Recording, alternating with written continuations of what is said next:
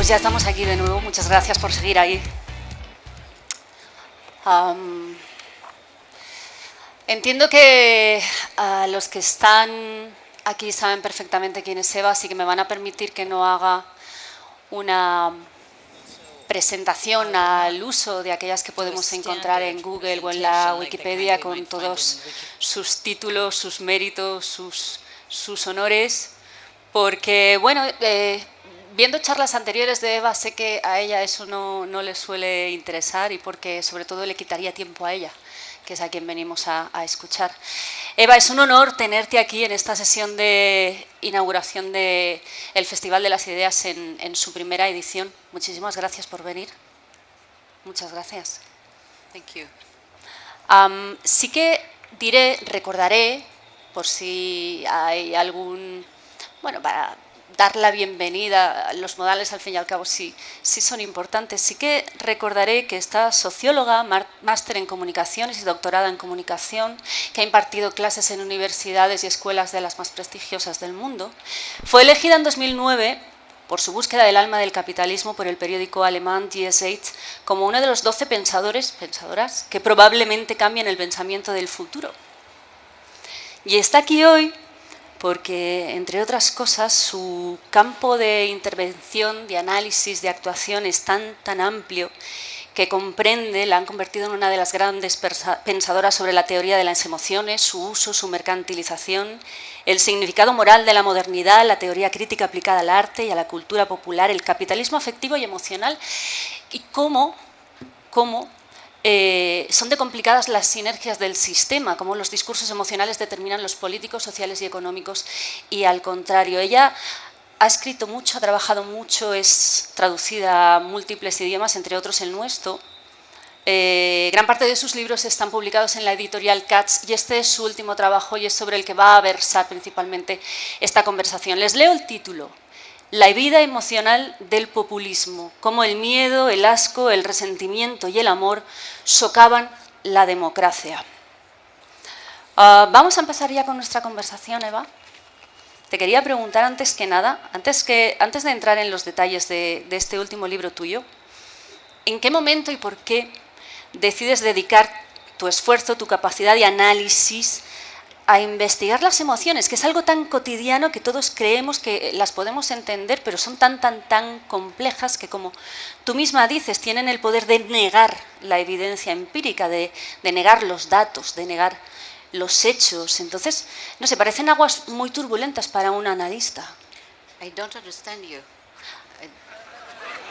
No, Eva no tiene la traducción, ¿sí? No. Déjame unos instantes, vamos a comprobar si Eva tiene... So, I was speaking and you doesn't understand me, nothing. It was a wonderful presentation. I'm so sorry. No. Oh, no. Then I repeat for you. Now I hear you. Yeah, okay. So, I was presenting you and you're amazing and... bueno, vamos a empezar ya con la conversación, Eva, porque tenemos mucho tiempo que aprovechar. Mi primera pregunta era sobre por qué te interesas, por qué trabajas tanto en analizar las emociones, que es algo que tú misma dices, que son tan complejas que tienen el poder de negar toda evidencia empírica, de negar los datos, de negar los hechos. A mí me parece un terreno complicado para una analista.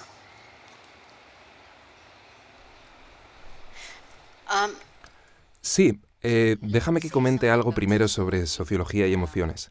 Se piensa que las emociones son individuales, privadas, universales, y en realidad la sociología se adentra a menudo en estas áreas presuntamente individuales para mostrar cuán sociales son. Piensa, por ejemplo, en Émile Durkheim, el fundador de la sociología francesa. Durkheim escribió un libro titulado El suicidio en 1897. Su propósito era comprender el fenómeno del suicidio.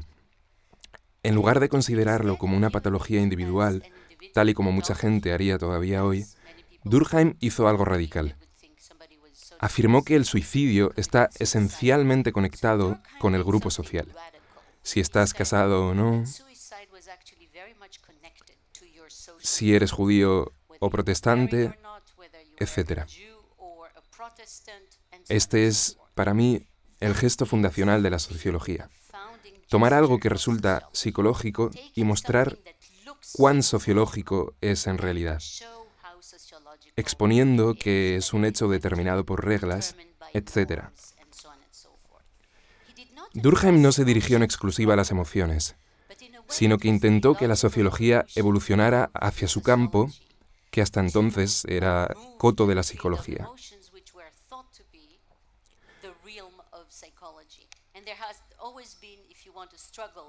Por así decirlo, siempre ha habido una contienda entre psicología y sociología.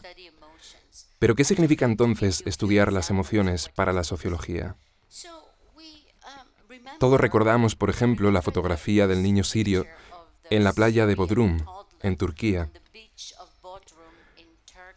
Esta imagen provocó compasión o indignación o una mezcla de ambas en muchos lugares y países del mundo.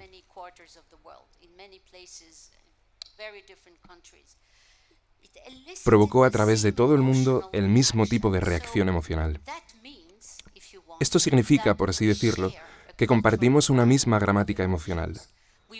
Reaccionamos del mismo modo con suficiente frecuencia ante los mismos estímulos. Esto muestra la dimensión social y colectiva del fenómeno de las emociones. Un segundo modo de mostrar cómo las emociones son relevantes para la sociología y la historia, pues la sociología es histórica, es mostrar que las emociones cambian a lo largo de la historia. La compasión, por ejemplo, cuando pensamos en ella, entendemos que emergió como un código moral general, como un código moral de importancia en el siglo XVIII. Es muy probable que si enseñásemos la imagen de la que hemos hablado a alguien de la Edad Media, no quedase tan conmovido como nosotros. De modo que ese es un segundo ejemplo de cómo las emociones son relevantes para la sociología. O proporcionando otro ejemplo, si ofendieras a alguien en una sociedad premoderna y esta persona fuera un aristócrata, la respuesta adecuada consistiría en un duelo. Si alguien ofende hoy a otra persona y le exige un duelo, sería probablemente encerrado en un psiquiátrico. Es naturalmente muy distinto. Si ofendes a alguien y esta persona es una mujer, es muy probable que reprima su rabia, ya que las mujeres están educadas en la inhibición de la misma. Mientras que, si eres un hombre joven y fuerte, lo más probable es que golpees a esa persona en la cara. Si eres un cristiano, es probable que pongas la otra mejilla. Esto demuestra que las emociones dependen mucho de la situación concreta y de la identidad social de la persona, además de los códigos morales implicados. El tercer ejemplo consiste en que las emociones tienen un inmenso impacto social. Recordaréis al vendedor ambulante tunecino, Mohamed Bouazizi. Unas policías le exigieron un soborno que él se negó a pagar. Una de ellas le dio una bofetada en la cara. Él se ofendió enormemente y se dirigió a las autoridades, que no le escucharon. Después, él se prendió fuego y la noticia se difundió por Al Jazeera. Este es uno de los principales detonantes que provocaron las primaveras árabes en muchos países. En Túnez, en Siria, en Egipto, etc. De nuevo, aquí vemos cómo las emociones ostentan un carácter colectivo y un impacto social y político importante. La forma en que he estudiado esta materia en el contexto de la malaise de la democracia que tantas personas están experimentando es la siguiente. Seré muy breve. Digamos que todos tenemos experiencias sociales. Imagina que experiencias una movilidad social descendente. O sea, que es difícil enviar...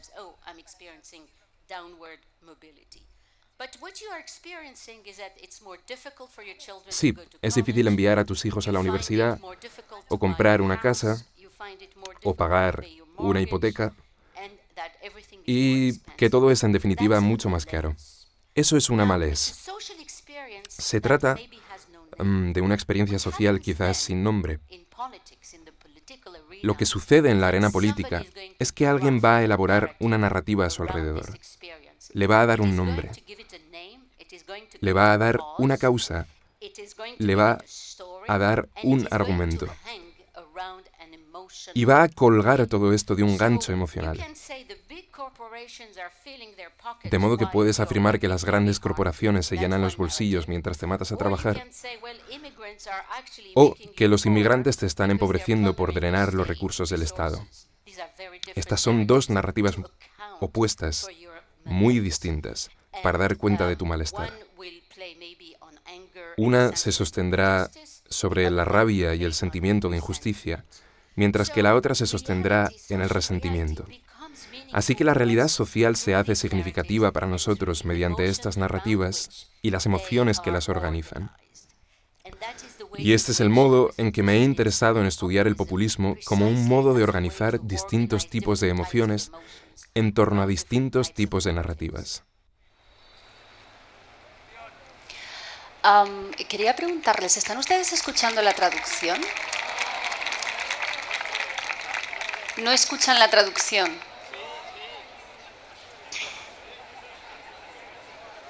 Bien, ¿podemos hacer algo para que todo el mundo pueda entender lo que Eva Youth está respondiendo a mis preguntas? ¿Queréis que me detenga? ¿Queréis que siga?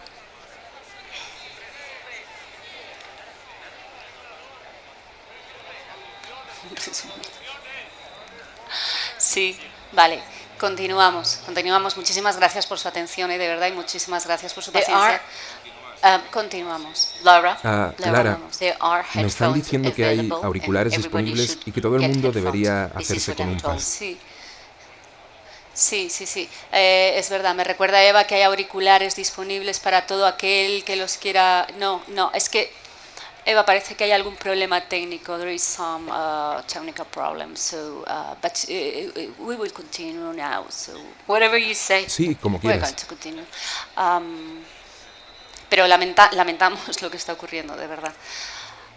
Eva, hablamos de la vida pública democrática, que está cargada de emociones. La política está cargada de estructuras afectivas. Los líderes invocan muy a menudo sus sentimientos, sus emociones, también para inducir, ¿no?, las de sus electores. Estas son palabras que se pueden leer en tu último libro. También afirmas que los populistas contemporáneos hacen de este fenómeno algo más contundente, más evidente. Entonces, ¿cómo se diferencian? ¿Cómo se puede diferenciar las emociones rutinarias, digamos, normales de un sistema político de las que actúan especialmente en los regímenes populistas? Muchas gracias. Es una excelente pregunta. Estás totalmente en lo cierto al afirmar que de algún modo el discurso político emplea siempre las emociones. Aristóteles llamó a esto pathos. Contrastó el logos con el pathos. Dado que todo político quiere convencer, todo político empleará el pathos en alguna medida. Sin embargo, vivimos en un régimen de democracia deliberativa. Y la democracia tiene una noción distinta de la relación entre logos y pathos, entre racionalidad y emoción. Considero que la democracia deliberativa contiene 3 presupuestos básicos en torno a la racionalidad. Primero, que la democracia no tendría sentido si no suponemos que los votantes votan porque conocen sus intereses. Quiero decir, si asumes que los ciudadanos votan a alguien contra sus intereses, entonces la idea de la democracia se descompone.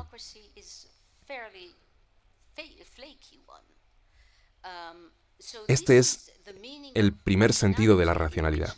La gente sabe lo que quiere.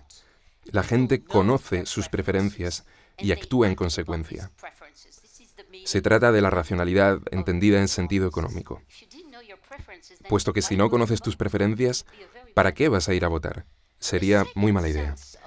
El segundo sentido de la racionalidad, particularmente importante para la democracia, es que esperamos distinguir entre todas las ideas que circulan libremente. Esperamos poder distinguir entre lo correcto y lo incorrecto, y entre una buena idea y una idea falsa. De modo que el concepto de democracia se sostiene sobre presupuestos epistemológicos, que podemos descubrir la verdad y que la verdad puede de hecho prevalecer. Llamo a esto una racionalidad epistémica. Sin este criterio, no tendría sentido permitir que todas las ideas circulen en igualdad de condiciones. Y existe también un tercer sentido de la racionalidad que es relevante para las democracias. El sentido habermasiano de la racionalidad, que implica que habiendo distintos grupos en conflicto y divergencia entre ellos, asumimos que las personas racionales pueden hallar un consenso en medio del conflicto. Si piensas, por ejemplo, que podrías jubilarte a los 55 años y yo te explico que esto sería una gran carga sobre la gente joven, asumimos que la gente mayor entenderá la necesidad de su compromiso y se jubilarán más tarde. De modo que la racionalidad sirve aquí para reconocer el mejor argumento, el más beneficioso para la mayoría. Estos son, sí, los 3 sentidos según los cuales la democracia necesita el presupuesto de la racionalidad. La democracia descansa sobre la racionalidad en un sentido específico que las monarquías, por ejemplo, desconocen. Dicho esto, expondré por qué las emociones son problemáticas en democracia. Si estudiamos los trabajos de los psicólogos cognitivos, el libro de Daniel Kahneman quizás sea el más famoso, Pensar rápido, pensar despacio. Las emociones se entienden como atajos, formas rápidas de pensar, que a menudo nos conducen al error.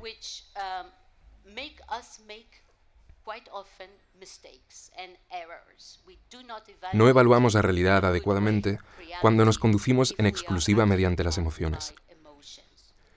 Las emociones nos hacen indiferentes al cálculo, a los hechos, a las consecuencias futuras de nuestras acciones e incluso a nuestro propio bienestar. Pensad en la famosa historia de Heinrich von Kleist, Michael Kohlhaas, cuyos caballos han sido robados. Él está dispuesto a morir solo por recuperar sus caballos. Y no solo muere por ellos, sino que también muere su mujer y muchas personas a su alrededor. Y a él no le importa. Está rabioso. Quiere sus caballos de vuelta. Su rabia es tan dominante que está dispuesto a esparcir la destrucción entre todos los que le rodean. O pensad en la envidia. John Rawls decía que la envidia es desventajosa colectivamente porque el individuo que envidia a otro está dispuesto a empeorar la situación de ambos.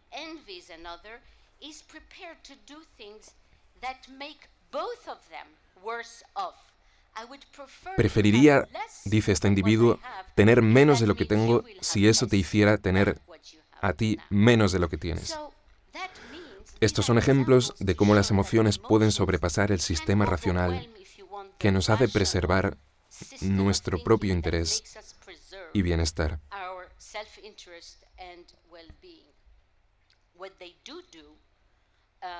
Las emociones concentran grandes cantidades de atención. Ese es el motivo por el que los políticos tienen tanto interés en activar las emociones.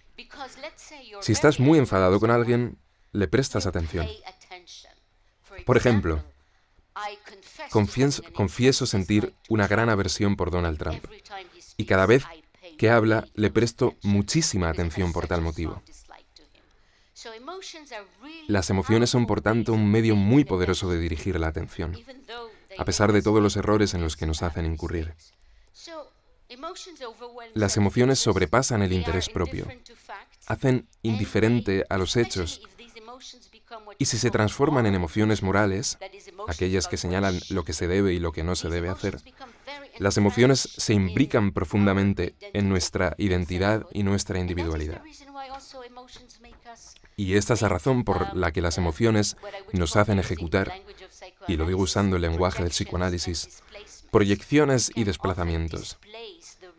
Podemos a menudo desplazar el objeto real de nuestras emociones hacia otros grupos.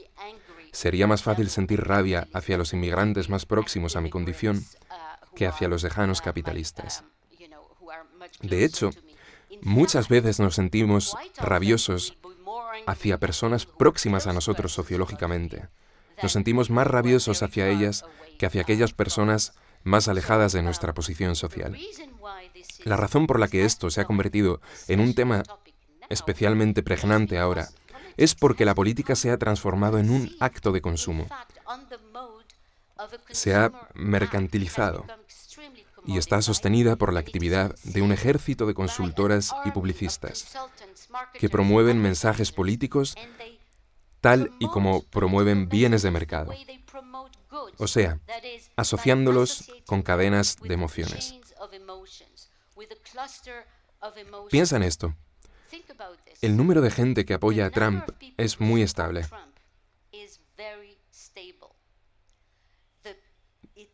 ¿Por qué? ¿Por qué es así? Porque la relación de los votantes con Trump es muy emocional. Se basa en una sensación emocional de agravio. No importa qué crimen Trump pueda cometer, no importa qué crimen cometa, o qué terribles actos ejecute o afirme, la relación no cederá. Ese es el mortífero efecto de las emociones en política. Me pregunto si...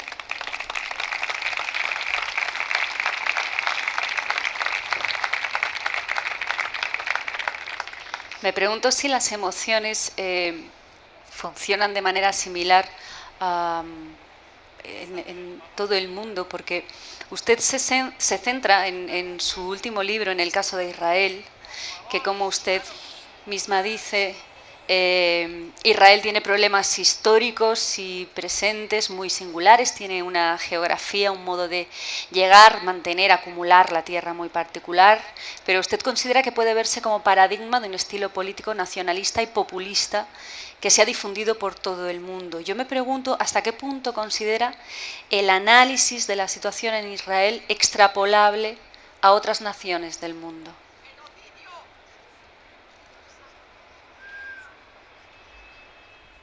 Oh, absolutamente. Excepto por el hecho de que Israel mantiene una ocupación que le distingue claramente de otros países.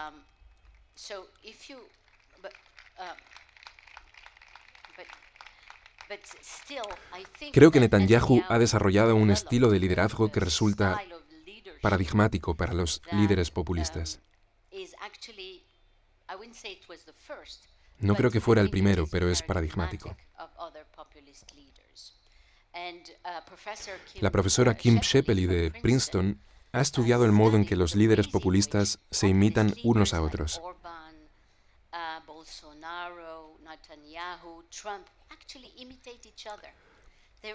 Existe una internacional populista. No sé si somos conscientes de ello. El manual del populista consiste en una serie de rasgos que pueden encontrarse por doquier. Primero, controlar los medios, reducir el espacio de lo que se puede decir. Por ejemplo, en Israel, Sheldon Adelson, el billonario, fundó un periódico cuyo único propósito era adular a Netanyahu y cantar sus virtudes. Praises.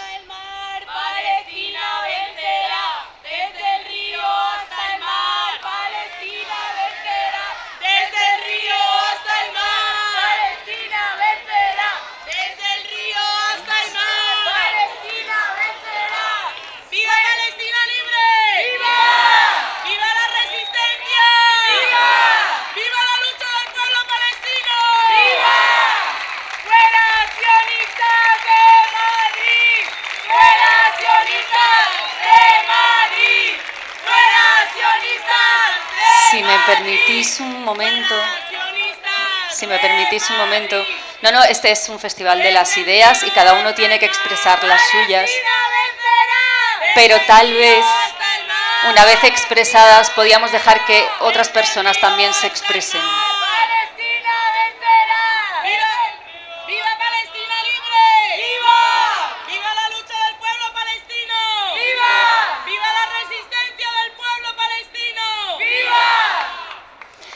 Y yo ahora os pediría, después de escucharos, que por favor, como es un festival de las ideas y hemos escuchado las vuestras, podamos también escuchar las ideas y la manera de interpretar la realidad de otras personas.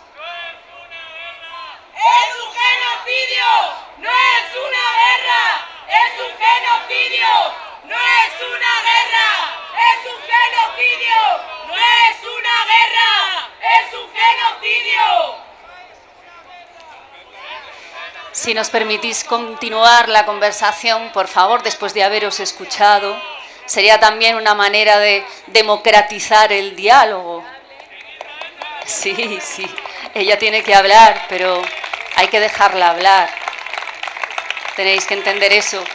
Si vosotras exponéis vuestras ideas por encima de las suyas, no la dejáis hablar. Es una cuestión de que ella está aquí para expresar una interpretación de la realidad que es suya, para hablar de su último trabajo, y deberíamos dejarla hacerlo, yo considero. ¿Sí?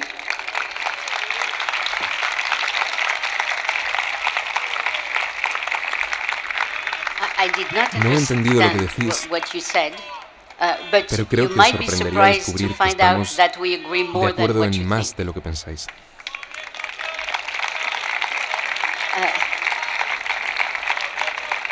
A lo mejor podíais participar también escuchando lo que tenga que decir y después se puede conversar. O sea, es un festival de pensamiento. Quiero decir, esto no es una censura, no es un intento de censura, es solo que todo el mundo se pueda expresar, si lo consideráis.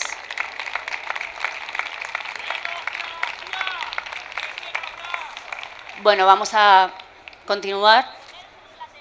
Sí. Explicaba por qué Netanyahu es, creo, paradigmático del populismo. Lo primero es el control de los medios de comunicación y el angostamiento del espacio público.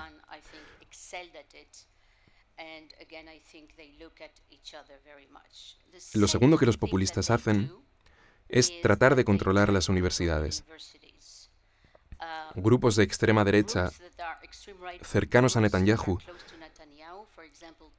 han deshonrado públicamente a profesores, y Víctor Orbán ha cerrado la Universidad Europea de Budapest. De modo que los populistas atacan a lo que consideran élites intelectuales de izquierda. La tercera cosa que Netanyahu ha hecho extraordinariamente bien ha sido construir una equivalencia entre el enemigo externo, los árabes, y el enemigo interno, la izquierda. Se trata de la transformación del rival político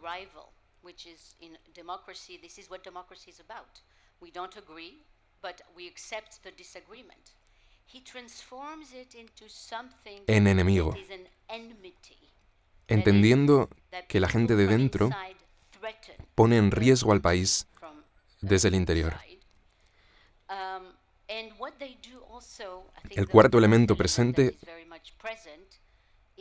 consiste en emplear una retórica nacionalista excluyente. Aquí distingo entre una retórica nacionalista incluyente y una excluyente. Kamala Harris es el ejemplo de la primera. En su discurso defiende unos Estados Unidos incluyentes. En la versión de los populistas, se apela a un pasado y a una versión pura del pueblo, que no esté contaminada por inmigrantes o por poblaciones consideradas ajenas a la mayoría social. Esto es lo que considero un tipo excluyente de nacionalismo. Estas características pueden encontrarse en todas las partes del globo, con ligeras modificaciones.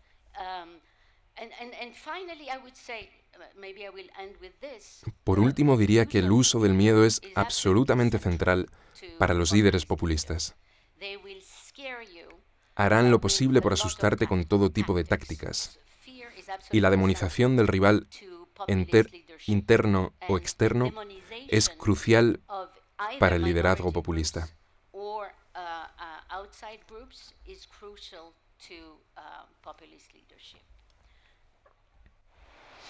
Hablaba usted del miedo, que es una de las emociones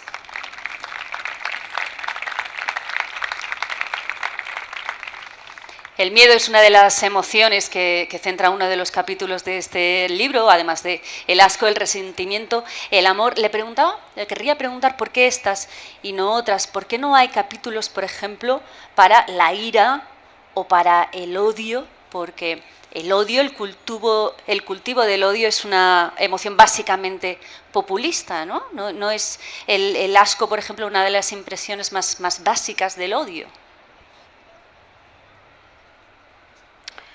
Sí, has mencionado dos emociones, la ira y el odio. Hablaré de la ira y de la rabia. A menudo la ira y la indignación se entienden como emociones populistas. No estoy de acuerdo. La ira está presente en la política revolucionaria. La Revolución Francesa, por ejemplo, estaba llena de ira. La Primavera Árabe estaba llena de ira. No creo que la rabia permita distinguir entre la legítima ira del pueblo y la rabia ilegítima, si podemos hablar así. El odio, sin embargo, es más complicado. Creo que si fueras un francés en 1871, un francés derrotado en la guerra franco-prusiana, sería muy probable que odiases a los prusianos. Pero no creo que sintieras asco por ellos. En mi libro he escogido el asco y no el odio o la ira, porque creo que el asco es la emoción de los racistas.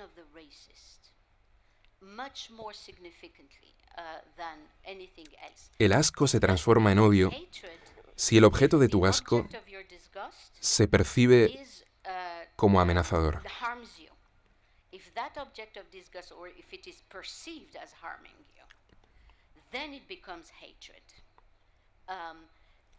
En el odio se desea eliminar o aniquilar al grupo o a la persona implicados. El asco es más sutil, porque sintiendo asco, uno se siente superior, sin la necesidad de eliminar al objeto de asco.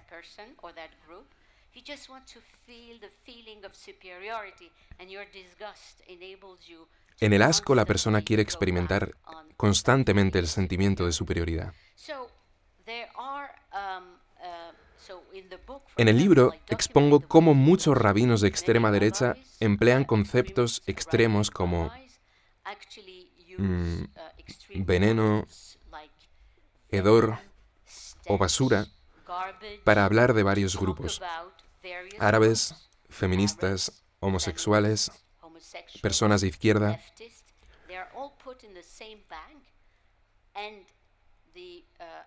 El sentido de esta operación es generar asco respecto a estos grupos. Por eso el asco es la emoción que sirve para separar, para instalar una distancia entre grupos.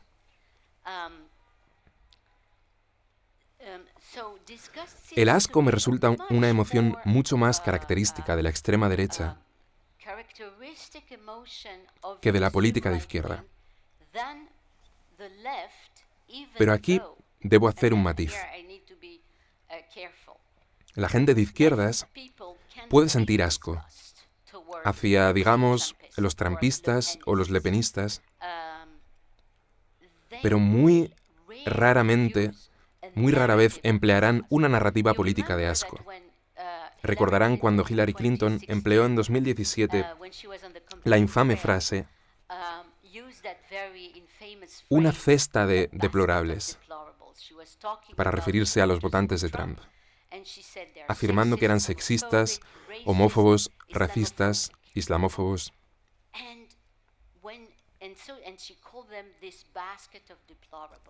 Pero Clinton tuvo que disculparse al día siguiente, mientras que Trump emplea este estilo constantemente. Trump representa a los inmigrantes como violadores, asesinos peligrosos, o, por ejemplo, últimamente, esta tremenda historia sobre los asiáticos comiendo perros y gatos en Springfield, Ohio.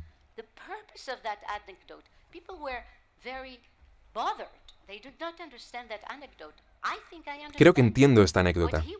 Creo que Trump quería generar asco contra estos grupos. Esta estrategia,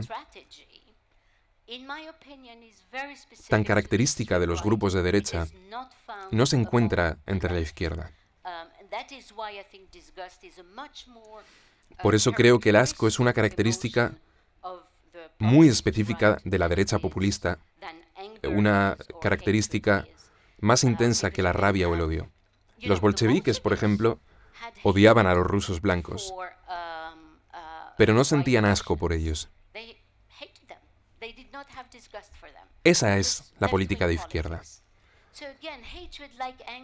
De nuevo, el odio y la rabia no permiten distinguir significativamente a los dos campos políticos enfrentados. Yo he tratado de identificar en mi trabajo emociones características de cada uno de ellos.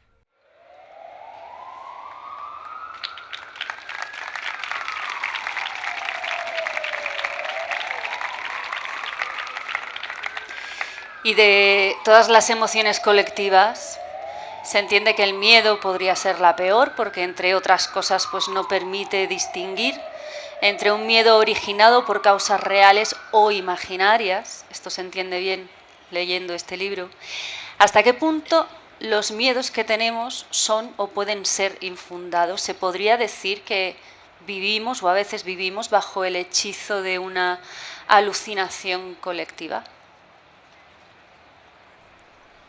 De acuerdo. No diría alucinación colectiva, sino ficciones colectivas. Vivimos en ficciones. Piensa en la maravillosa tesis de Benedict Anderson sobre las comunidades imaginadas. ¿Cuál era su tesis? Que esto que sentimos, que es tan real, el nacionalismo, no es sino una ficción colectiva creada a través de lo que denomina el capitalismo de imprenta. El hecho de que la gente lea el periódico todos los días le hace creer que pertenece a la misma comunidad. O sea, que todo esto sean ficciones no significa que no tengan un poderoso efecto real. Sabemos cuán poderosamente devastador es el nacionalismo. De modo que las ficciones son, en un sentido fuerte, parte de nuestra vida colectiva. Y esta es una de las razones de que las ficciones sean tan importantes para entender este proceso, porque las emociones posibilitan continuar escribiendo la historia. Daré otro ejemplo. Israel tiene enemigos fuera de sus fronteras. Hezbollah, Hamas, los hutíes, Irán, etc. Estos son enemigos reales. Se han declarado como enemigos. Pero cuando conectas esto con la historia del Holocausto, se construye una nueva narrativa alrededor del miedo. Se trata ahora de un miedo que es eterno, elevando un conflicto geopolítico y militar a una dimensión casi metafísica. No es el mismo miedo, se transforma. Aquí se conectan realidad y ficción de un modo peculiar. Se ensamblan dos historias distintas juntas y se crea una nueva historia. Así es como funcionan las emociones. Alimentan este modo imaginario mediante el que interpretamos el mundo social. Las emociones mantienen la historia en curso y nos hacen escribir la continuación de la misma.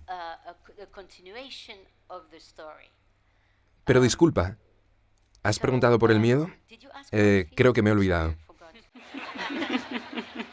No, sobre el miedo antes. Ahora voy a seguir con la siguiente pregunta, porque además vamos un poco justas de tiempo, Eva, así que voy a avanzar con la siguiente pregunta, porque estabas hablando de la situación de Israel, entonces vamos a seguir hablando de ello. Precisamente por esa situación de Israel que tú citabas, entre la ciudadanía israelí, se ha convertido la seguridad en un rasgo mental clave en los ciudadanos, como tú afirmas. Se convierte de este modo en una democracia securitista, además guiada por un líder populista. Tú eres muy dura con Netanyahu y con su gobierno. Me pregunto si esto se podía evitar, ese rasgo mental clave en los ciudadanos, que es que la seguridad esté por encima de todo. Me pregunto si esto se podría evitar, si hay defensa posible a nivel individual o social ante ese miedo. Sí, creo que Maquiavelo entendió muy bien que el miedo es la principal emoción política, la emoción de los tiranos.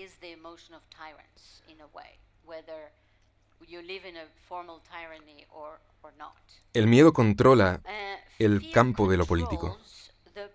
Piensa en el COVID. 5 billones de personas fueron inmovilizadas.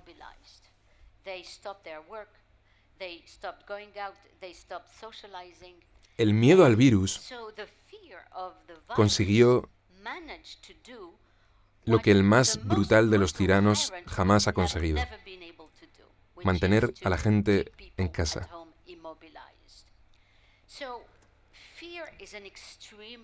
El miedo es, por tanto, un muy poderoso ingrediente de la vida social. Esta es la razón por la que un miembro de la extrema derecha francesa, Éric Zemmour,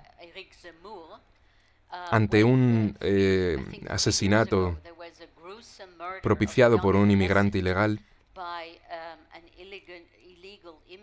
habló de la existencia de un francocidio,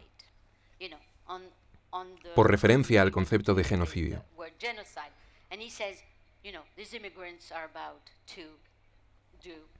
Naturalmente, al emplear esta palabra, el único sentimiento que se puede sentir es el miedo. El miedo es un modo muy poderoso de controlar la actividad del pueblo. Y la razón por la que los políticos de ley y orden privilegian siempre el miedo.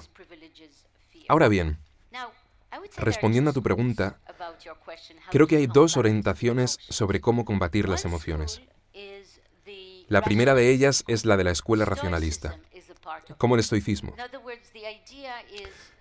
En esta escuela se trata de combatir las falsas emociones, entendiendo que las emociones que puedas sentir no se corresponden con la realidad.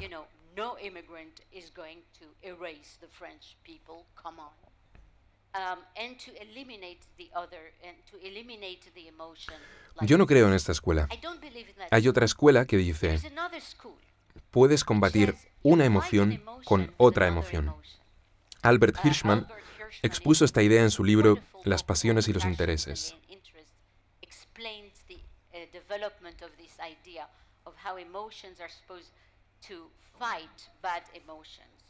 Esta es la razón, creo, por la que Barack Obama,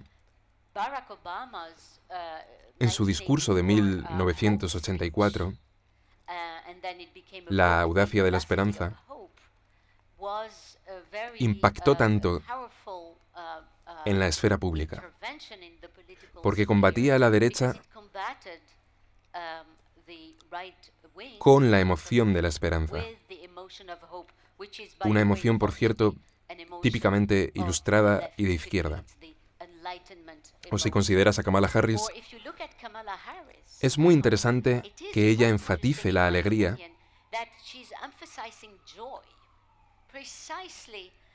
frente a las pasiones siniestras, tristes y mórbidas de Donald Trump.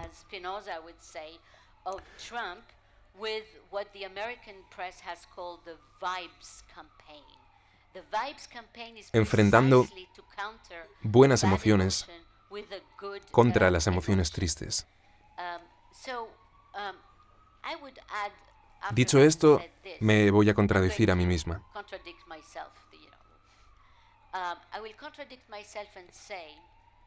Creo que el ámbito de la política nunca podrá excluir el miedo. Creo que las diferencias entre la izquierda y la derecha consisten en diferentes modos de priorizar los diferentes miedos. Después del 11S, por ejemplo, algunos pensaban en Estados Unidos que el terrorismo era la principal causa de miedo, lo que llevó al país a desastrosas guerras. Mientras que otros consideran, todavía hoy, que la cuestión más terrorífica es la de la tenencia de armas.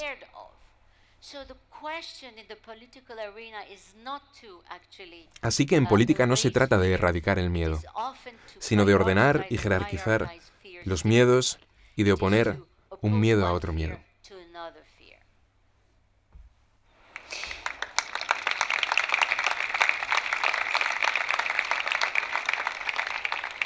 Y si Netanyahu, como otros líderes populistas, son líderes amados a través de un miedo, ese miedo que explicaba Seba que se instala en la psique colectiva, ¿qué posibilidad hay de desbancarlos algún día del poder? Me encantaría saberlo. En serio. Netanyahu ha demostrado ser el desastre más total de la historia de Israel y su seguridad.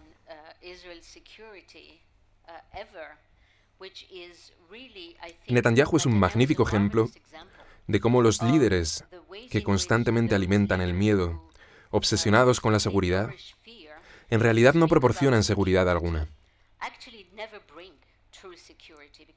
En mi opinión, la seguridad real nace de un contrato social genuino entre todos los ciudadanos y el Estado. Nace de la diplomacia, del respeto por los derechos humanos en un país.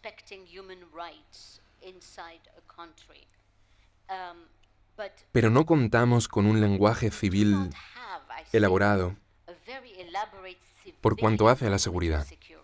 Es como si el único lenguaje posible sobre la seguridad fuera el lenguaje militar.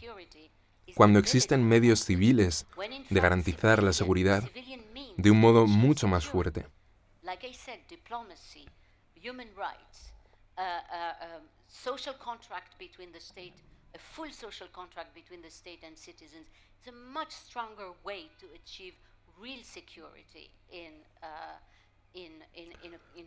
Pero de nuevo, lo militar ha conquistado el modo en que pensamos sobre la seguridad. Después de que Irán atacara a Israel con drones y misiles en abril de 2013, este desastroso líder, que jamás hubiera sido reelegido,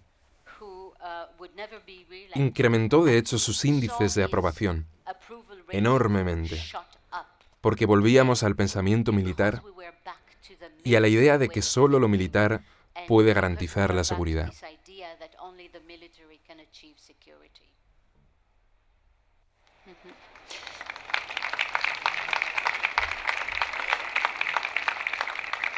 Y tanto el miedo como el asco, porque usted habla también de ese asco inventado, atañe tan solo a esa parte del espectro político de la que habla usted de la derecha israelí, o el conjunto de la política. Podemos decir que el conjunto de la política está repleta de ese mecanismo de deshumanización.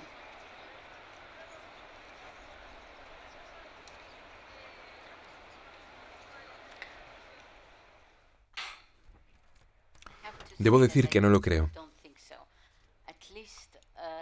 Volviendo al ejemplo que empleé antes, Hillary Clinton sí usó una frase desafortunada y fue criticada por su propio espectro político. Creo que fue así porque entre la izquierda se ha convertido en muy difícil expresar asco, si no imposible, por otros grupos humanos.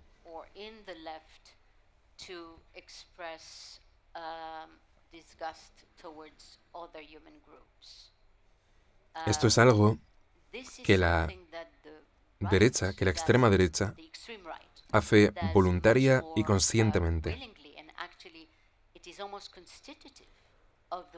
Es de hecho algo constitutivo de cómo la extrema derecha piensa en sí misma, en términos de nosotros y ellos. Así que tenemos, por un lado, un campo político que, en sus mejores versiones, trata de ser inclusivo con todos los grupos humanos, y esta es la izquierda en la que yo creo, la izquierda utópica,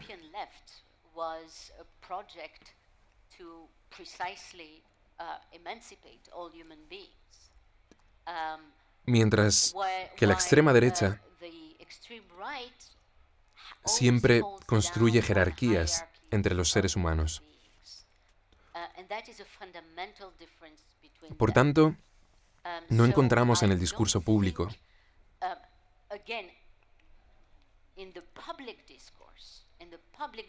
el mismo uso de la emoción del asco entre la izquierda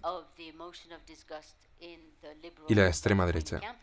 Podemos encontrar expresiones individuales sobre trumpistas o lepenistas,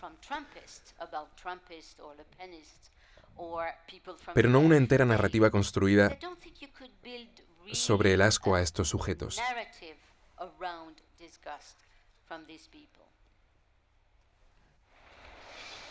Otra de las ideas, una de las más fascinantes del libro, a mi modo de ver, es la manera en la que se persigue y se utiliza el estatus de víctima, que a su vez permite obrar bajo esa égida del resentimiento, esa otra emoción que usted trata. Considera como Wendy Brown, que nos acompaña también hoy, que el resentimiento puede considerarse como una herramienta de unión, ¿no? Como el modo que los resentidos se unen en torno a una herida, que le pregunto si también puede ser imaginaria.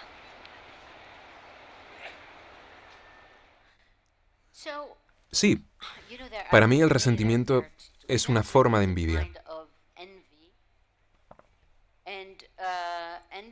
La envidia ha preocupado mucho a los filósofos políticos. Para Tocqueville, por ejemplo, la igualdad, la democracia, acrecentaría en la envidia. Si esperas ser igual a alguien, ¿por qué esa persona iba a tener más que tú? Para Nietzsche, sería más bien al contrario. Nietzsche dice, yo envidio y escondo mi envidia bajo el manto de la igualdad moral. Quiero igualdad porque no quiero que tú tengas lo que yo tengo. Creo que Nietzsche se equivoca en algo importante. Y es que el resentimiento puede sostener demandas igualitarias fuertes. Es normal, creo, envidiar a tus colegas o a tus vecinos.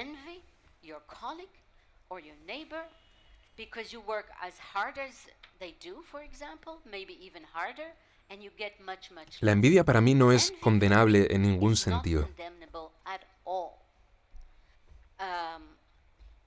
El problema del resentimiento es que realiza un desplazamiento, a menudo orientándose hacia los grupos equivocados. You are not well off, somebody else is well off, so you will be angry at the person who is well off or the groups who are well off, and you will not actually think of other groups or other processes that are responsible for, this disparity of Por ejemplo, conditions.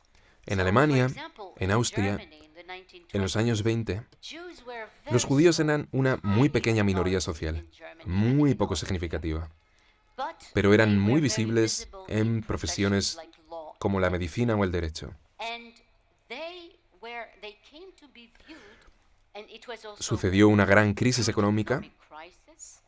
And so what happened is that there was an amalgam, a mixture. You attributed to y them, en una amalgama por el resentimiento ante su éxito, you se les attributed atribuyó la to them causa the fact that del you malestar were económico del less resto. well off. That is the problem Ese es of para mí el resentment, problema del in my resentimiento. opinion. It is the fact Realiza that un it does a desplazamiento displacement. y escoge a menudo And incorrectamente chooses el quite objeto de la often emoción. the wrong object. Yeah.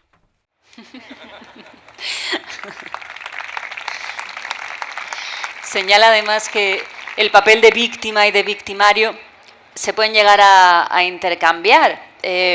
Usted señala el ejemplo del propio Trump, ya lo ha citado en esta conversación, pero que se presenta ante los suyos como víctima de unas élites, como si él mismo no fuese élite. Y bueno, y su gente lo cree así. ¿Cómo podemos distinguir entonces a las víctimas de verdad de las que no lo son, a las genuinas de las falsas víctimas? So I think Creo que here you apuntas a pose una very important pregunta question, muy importante. because, in fact, Lo que the denominamos what cultura we del call victimismo victimhood culture ha has proporcionado muchos given a lot of incentives incentives a todo el mundo to everybody para presentarse como víctima, presenting themselves incluidas as las élites. including the elites. So Trump Trump y Netanyahu, lo creas o or no, not, se presentan constantemente como indefensos actually, ante las élites. Netanyahu is superb at doing this.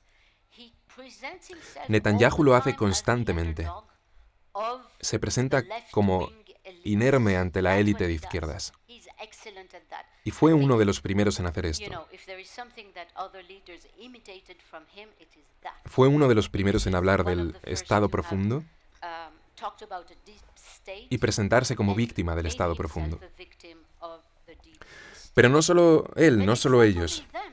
Todo It's tipo de all gente kinds of famosa very famous intenta people. presentarse como víctima. Britney Britney Spears, Spears, for por example, ejemplo, who que owns posee hundreds of cientos de millones de billions of dólares, dollars, nos ha explicado has, told us in unsparing con detail, tremendo detalle su her traumática childhood, where infancia. she had an alcoholic, father and a Su padre mother alcohólico who, y su had madre a very abandonadora. abundant hemorrhage, I think you say, after she gave birth. Intentando So, así in this way, ganar el she estatus de gains- víctima. she wants to gain the status of a Lo victim, cual resulta and it muy becomes confuso. very confusing. This is the Este es reason el motivo why por el que personas underprivileged realmente people desfavorecidas identify se identifican with con highly personas privileged muy people privilegiadas who que se present asignan el themselves estatuto de as víctimas. So I Así will que daré give una a very respuesta simple muy simple a tu answer to your pregunta. question, how do we make a Creo que una difference? víctima I real think es genuine una persona victims are cuya those vida se ha visto whose alterada life course en has algún been sentido. disrupted in some way. Víctimas imaginarias Imaginary victims son aquellas que usan la are categoría those who use it como to score posición para points, ganar to poder, gain power, estatus to gain y atención. status, and to gain Es attention. posible notar la You diferencia. can tell the difference.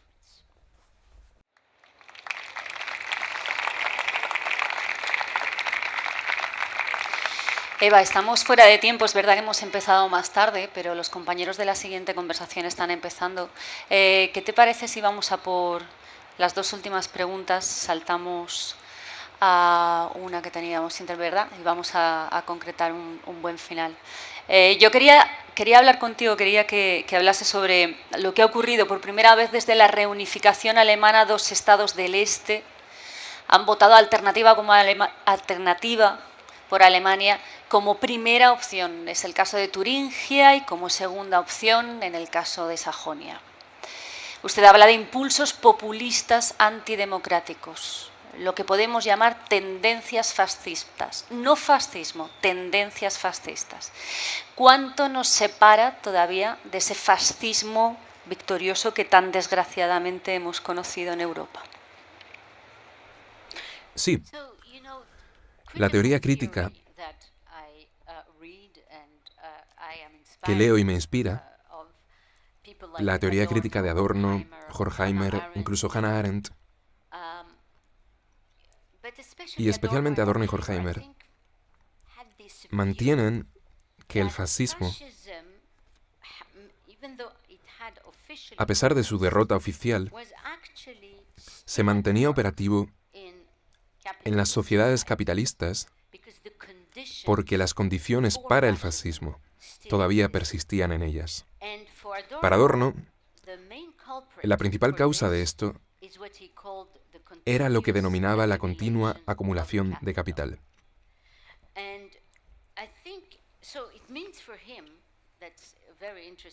Esto es lo interesante de su teoría, que el fascismo no es un accidente de la historia, no es una aberración, sino una sombra que acompaña el desarrollo de las democracias capitalistas.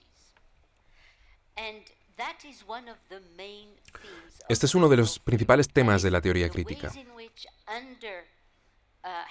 El modo en que el capitalismo recrea las condiciones para el desarrollo del fascismo. Debemos observar las patologías de la democracia y del capitalismo como un preámbulo del fascismo. ¿Cómo?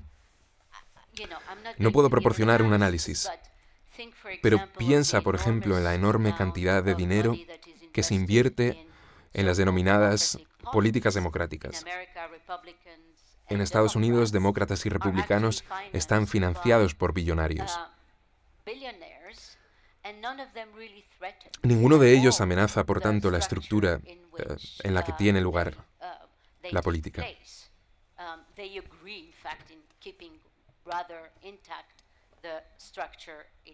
Clinton, por ejemplo, que es un demócrata, trajo catastróficas consecuencias para el mundo al implementar la globalización con el acuerdo NAFTA.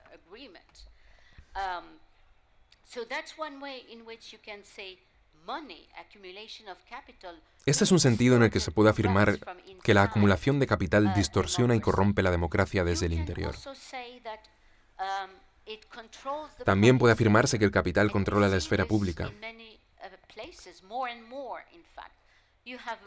como por ejemplo Bolloré en Francia o Murdoch en Estados Unidos y Australia.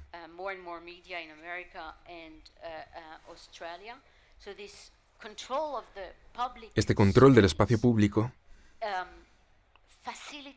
abre la vía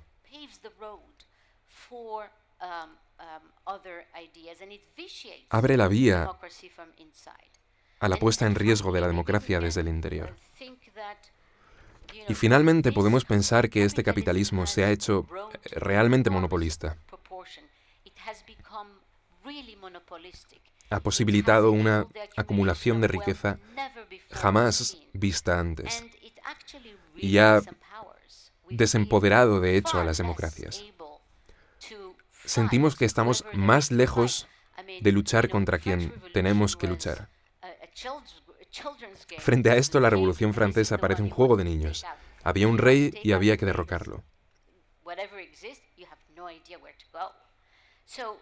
Hoy no sabemos a quién o a qué derrocar. Hoy coexisten la sensación de fragmentación del poder y a la vez el enorme incremento efectivo del poder, lo que genera el desempoderamiento y la sensación de que las instituciones ya no nos representan más. Esta es una de las fuentes principales del populismo. La sensación de que las instituciones no representan a los ciudadanos ordinarios. Y en cierto sentido, quienes se sienten así están en lo cierto. Las instituciones no lo representan, porque están viciadas por el peligro de la acumulación de capital. Por el peligro que, según Adorno y Horkheimer, la acumulación de capital representa para la democracia. Y esta es nuestra última pregunta, Eva. Hemos hablado de emociones que son totalmente enemigas de la democracia, pero claro, tenemos que hablar también de cuáles no, o utilizando tus palabras, ¿qué emociones deberían estar presentes en una sociedad decente? La emoción que yo escogería sobre todas las demás es la que comparece en el lema francés: libertad, igualdad y fraternidad. La fraternidad, y perdón, no tengo una expresión menos sexista, un concepto menos sexista. La sororidad es distinta de la fraternidad. La fraternidad significa la capacidad de demandar justicia para los seres humanos que no forman parte de nuestro propio grupo. En este sentido, es distinta de la solidaridad. Mucha gente habla hoy de la solidaridad y de su pérdida. No creo que la solidaridad sea tan relevante. Israel presenta un alto grado de solidaridad y una fraternidad muy baja.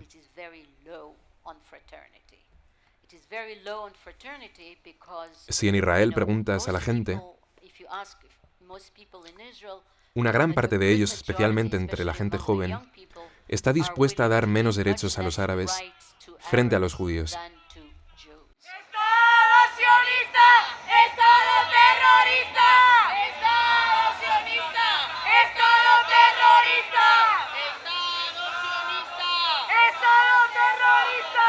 ¡Estado sionista! Estábamos terminando la conversación, apenas quedaba una respuesta. Yo creo que las personas que están aquí sentadas también merecen escuchar lo que estaba acabando de decir Eva Illouz. ¡El pueblo palestino! ¡Que viva la lucha! ¡El pueblo palestino!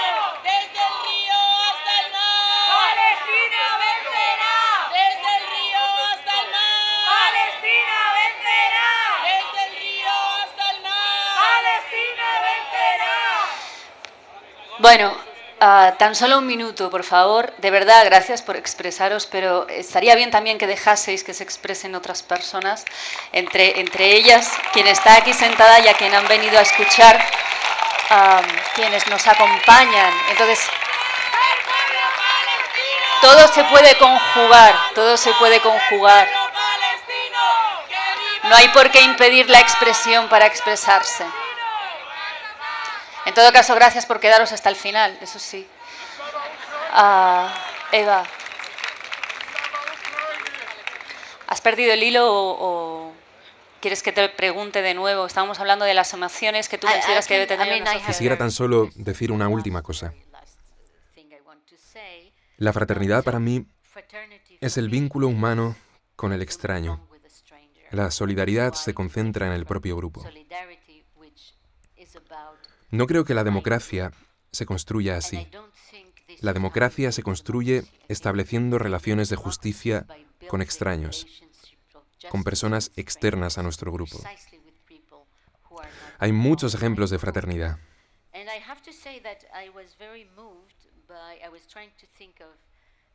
Muchos. En 2020, por ejemplo, el Papa Francisco y el gran imán Ahmed Mohamed Al-Tayeb firmaron un precioso documento que afirmaba: sostenemos la firme convicción de que las auténticas enseñanzas de la religión nos invitan a mantenernos arraigados en los valores de la paz, a defender la comprensión mutua y la fraternidad humana. Y esta es para mí la única forma posible de tener relaciones democráticas hoy dentro de una sociedad decente. decent society, as you said it.